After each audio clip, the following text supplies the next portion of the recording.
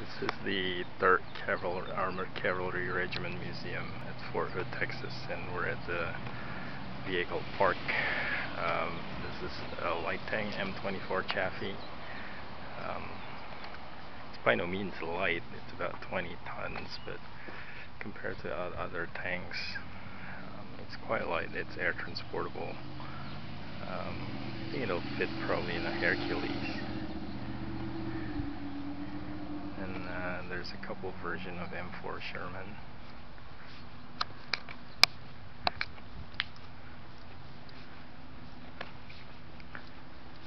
And this one is an M3 medium tank called the Lee.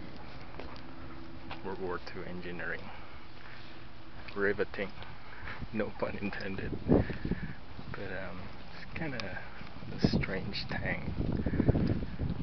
The main gun is actually fixed to the hull, and the gun on the turret is a light gun. It's 37mm on the turret, and then the main anti-tank gun is the one fixed to the hull. It's a 3-inch gun, which if it needs to be aimed to the side, then the whole tank needs to move. And then this is one of the old 155mm self-propelled howitzer.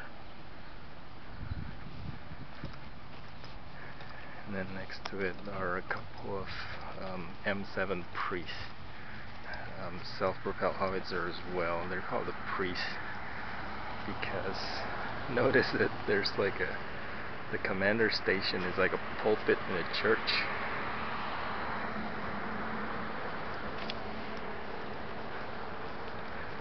Continuing on, there's a couple of venerable half tracks. There's an armored recovery vehicle on the back and an Honest John missile at the far end. Belgium anti-tank guns, 37mm German anti-tank guns. I actually have a 1/35 scale model kit when I was a kid of this gun. And then there's a row of US Army tank destroyers. They're essentially light tanks with a specialized gun that's designed specifically to kill other tanks. But they're very lightly armored, unlike a medium or a main battle tank. This one is actually based on the M4 Sherman, except that it has a specialized anti-tank turret with a large caliber anti-tank gun.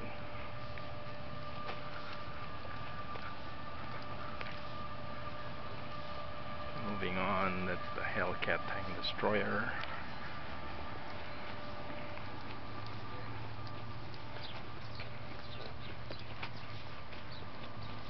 Few versions of anti-tank guns. This is a Russian-made World War II vintage anti-tank gun that was pressed to use by Germany as it got captured, and it's used by their North Africa Corps.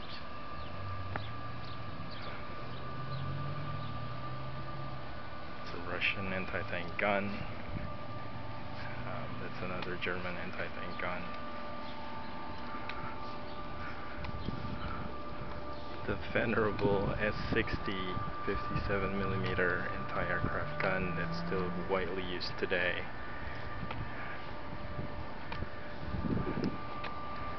It's a twin 37mm anti-aircraft cannon made by the Chinese. Some military transport vehicles, and here's the Russian anti-aircraft row, if you will. This is a quadruple 14.5mm anti-aircraft cannon. That's the twin version. And then next to it is the twin 23mm cannon.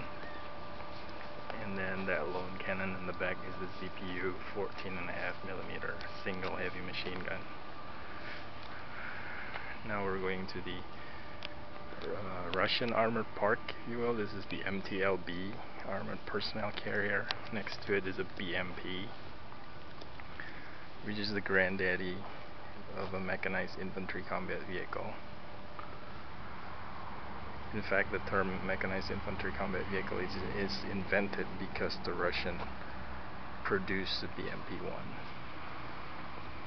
It's fully amphibious. It can carry about 8 troops or 10 troops in the back, armed with a 73mm cannon. This one is a T-55 main battle tank mounting a 100mm gun, still widely used today. That's a T-69, which is a Chinese copy of T-55, except that this one has a laser rangefinder above the main gun. This one is a T-62 with an even bigger gun, and then next to it is a T-72. T-72 introduced a novel concept of using an automated loader, but during the Desert Storm, the automated loading system actually slowed down the reload, so they end up getting massacred by the US Army M1. And that's a 2S1 122mm self-propelled howitzer. Next to it is a BRDM-1 scout vehicle. These are all captured equipment that were previously used by the opposing force of the US Army to train the Army against how to, what's the best way to face these Russian vehicles.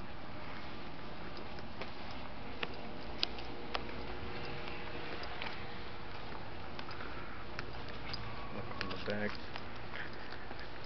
Now let's go to the US section.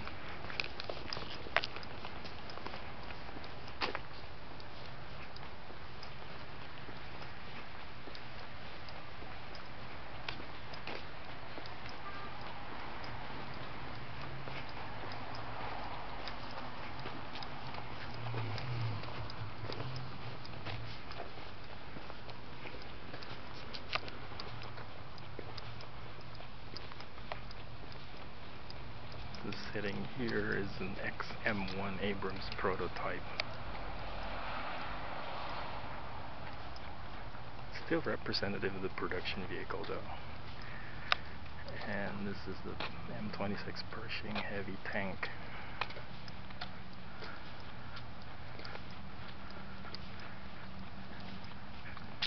The heavy tank is not very successful because it's really underpowered, so it doesn't have a lot of mobility.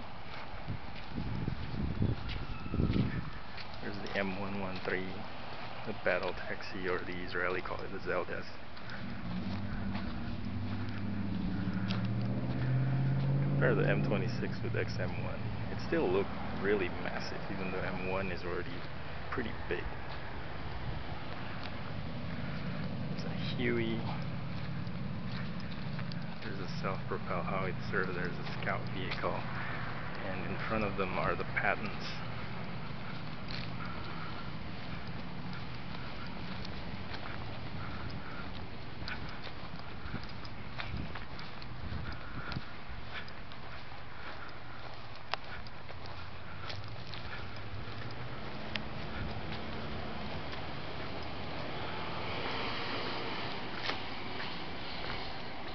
This is the M48 Patton 2.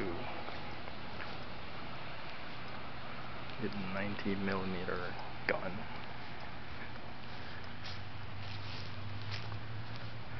Next to it is an M47 Patton 1 with the same gun, different turret shape. Has a ball-mounted machine gun on the hull.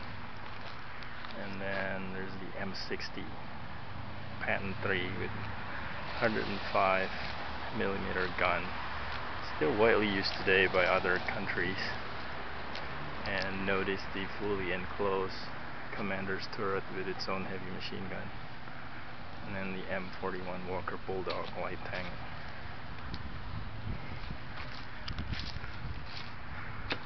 Cavalry Regiment Museum at Fort Hood, Texas.